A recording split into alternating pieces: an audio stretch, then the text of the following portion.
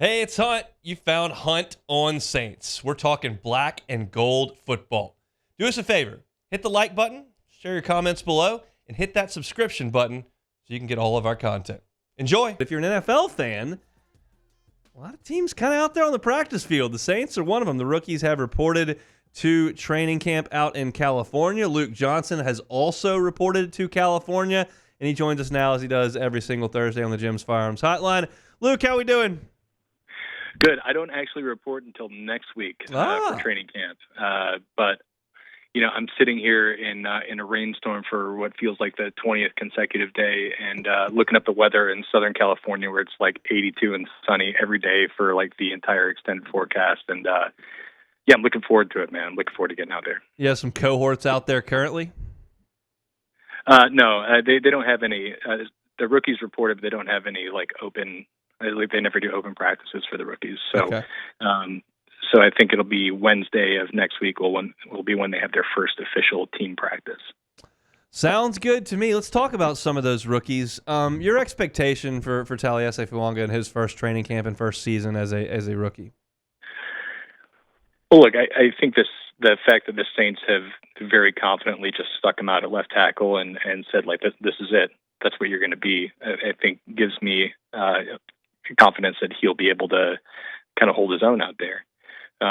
I definitely think there are going to be growing pains for him, though. Like it's probably unreasonable to expect somebody who had played his entire college career on the right side to come in on the left side in the NFL, where you're going up against some of the best pass rushers you're going to find on planet Earth, and to just dominate from day one.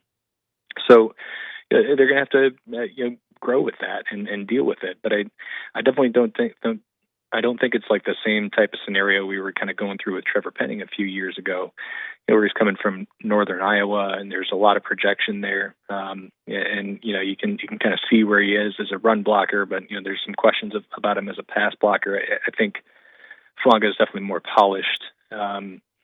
He's definitely going to give you a little bit more in both aspects of it, even though he's probably a little bit more developed as a run blocker right now.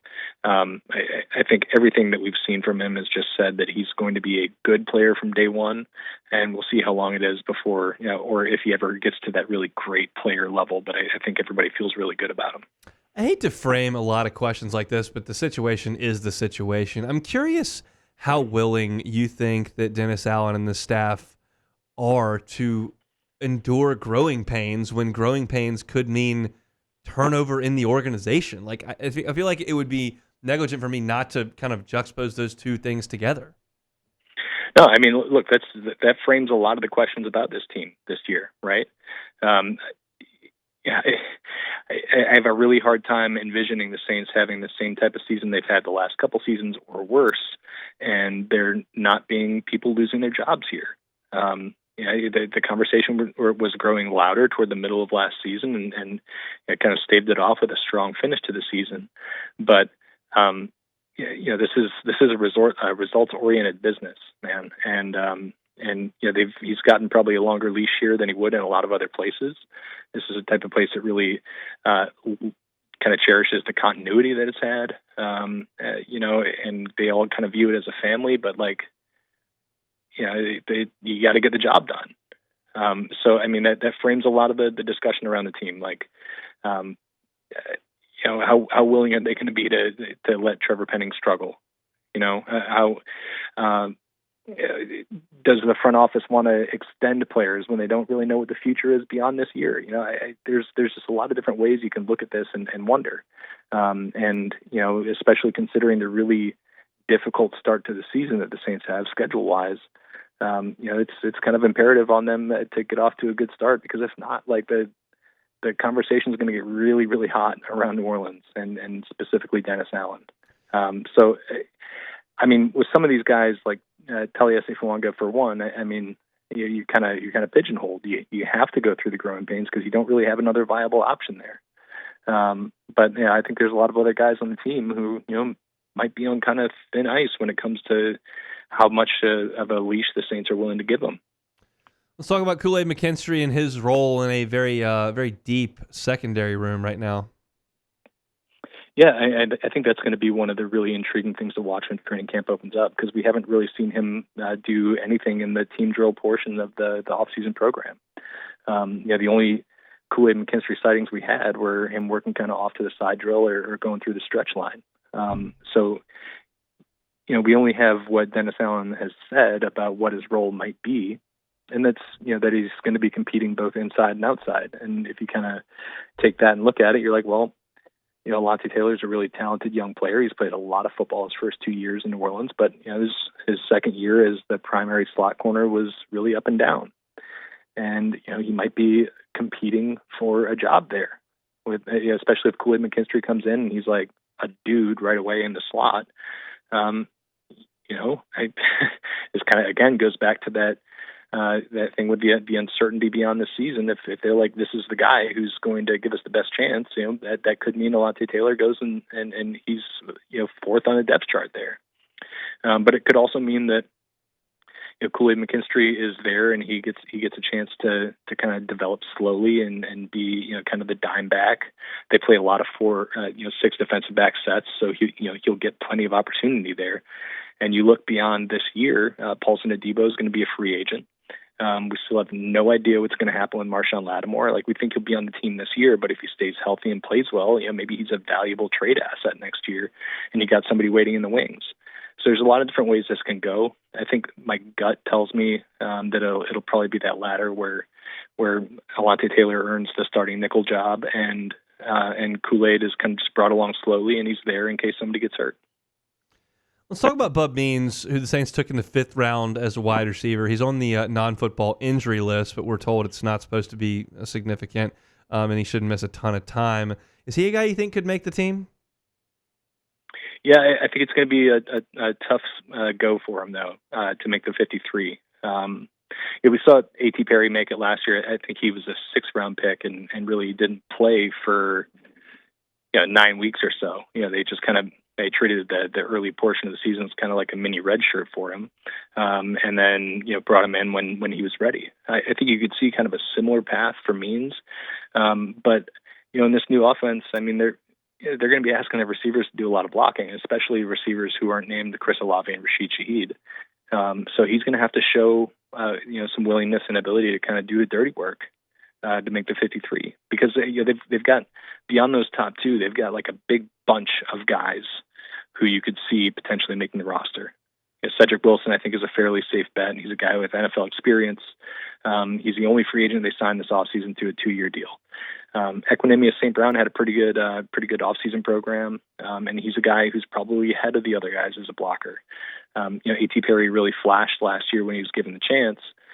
He's shown big playability, but at the same time, when you hear the coaching staff talk about him, they talk about all the things he needs to do better. This kid, Mason Tipton, the undrafted free agent from Yale, I mean, he was getting some run with like the second team. I think they clearly like this guy. So there's a lot of different kind of ways that receiver room can shake out. And I haven't even mentioned Stanley Morgan yet, who, I don't think he's going to contribute as a receiver, but considering the new kickoff rules and all the importance placed on special teams this year, he could have he could earn a roster spot that way. So it's going to be a little bit of an uphill challenge for him, and he's going to have to show that he can be more than a receiver at the next level in order to make that 53. Speaking of undrafted free agents, Darian Hulker, the tight end from Colorado State, is a guy that we've heard a lot about. What are the odds that he makes it through camp in some capacity? I think really good. I'm not ready to say he's going to be on the 53 yet. Right. I think if he is not on the 53, he'll definitely be on the practice squad if they can sneak him through and another team doesn't want to sign him to their active roster. But the stuff you did really well at Colorado State, you could see, right? He's really good with the football in his hands. Strong hands, runs good routes. He's got good speed. But he's undersized. And, again, this is like kind of similar to the conversation we were just having about Bub Means. Like, he's going to have to show he's more than, that one really exceptional trait that he has. He's going to have to prove he can block at the NFL level. Like, it's really important in this offense that he's able to do that. Everybody wants to be George Kittle.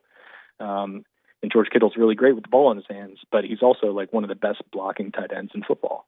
So Hulker is going to have to show he can do that in order to make their 53. And the kind of uncertainty about Juwan Johnson and his health after the foot surgery, it kind of clears up a little bit of a path for him.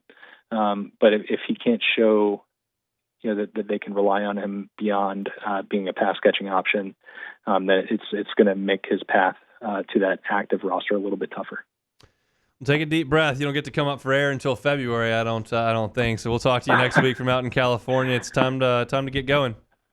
Yeah, man, I'm really excited. I'm so sick of just like talking about what might be. Yeah. It gets to this every year where I'm like, yeah, I'm looking forward to the off season. I get to hang out and not do anything, and then by like July, I'm absolutely champing at the bit. So let's go. Let's do it. We shall. Safe travels out to California. We'll talk next week, Luke.